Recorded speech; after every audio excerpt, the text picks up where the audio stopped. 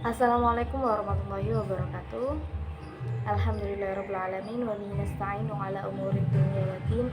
Wassalatu wassalamu ala asyrofil anbiya'i wal mursalin sayyidina wa maulana Muhammadin wa ala alihi wa sahbihi ajma'in, amma ba'd.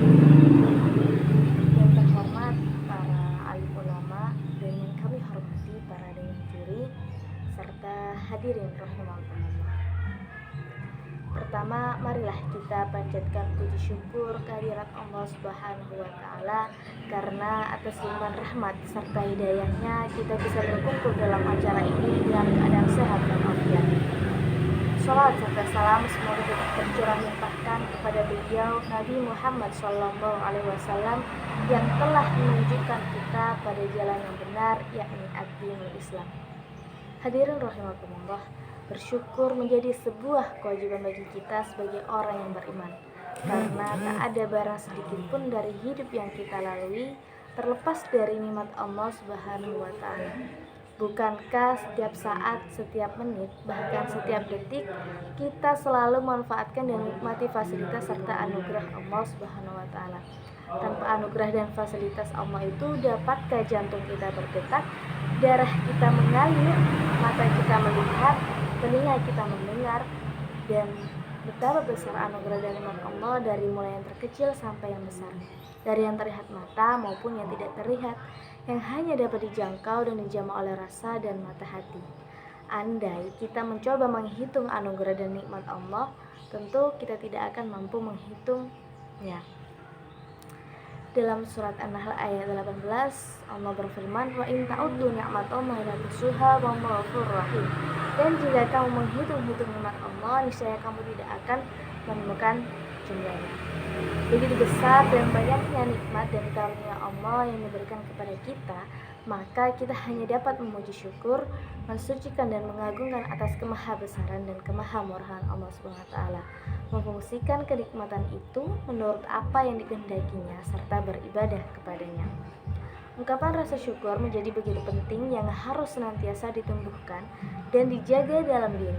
Sebab dengan bersyukur kita akan selalu ingat kepada yang memberi rezeki serta untuk apa seharusnya kenikmatan itu digunakan, sehingga kita tidak salah dalam menggunakan kenikmatan yang telah diberikan kepada kita, yaitu menggunakan dan memfungsikan kenikmatan dan anugerah Allah itu pada misi kebaikan dan ketaatan sesuai dengan yang dikehendaki Allah, agar ia ridha dan semakin menambahkan anugerah dan kenikmatan kepada kita.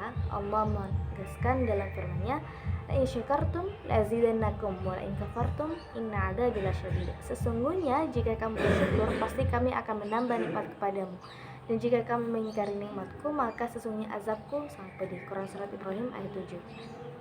Nah, ayat tersebut menjelaskan dan menyatakan bahwa sesungguhnya Allah akan menambah kenikmatan kepada orang yang mensyukuri nikmat Allah yang telah dianugerahkan kepadanya secara benar. Sungguh tak bermoral dan tak tahu diri orang yang tidak mau bersyukur kepada Allah.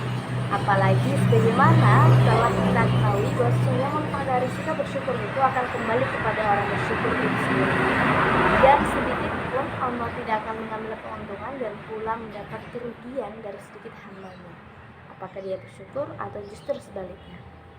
Oleh sebab itu, sebagai makhluk yang dhaif, kita harus pandai-pandai bersyukur dan mengabdi serta beribadah hanya kepada Allah Subhanahu wa Ta'ala, selalu memohon pertolongan kepadanya.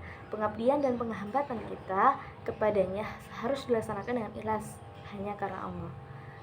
Allah berfirman, "Wa ma umiru illa liya'budu ma mukhlishina lahuddin." Padahal mereka tidak disuruh kecuali supaya menyembah Allah dengan menggunakan kelihatan kepadanya dalam menjalankan agama dengan lurus. Quran surat Al-Baqarah ayat 5.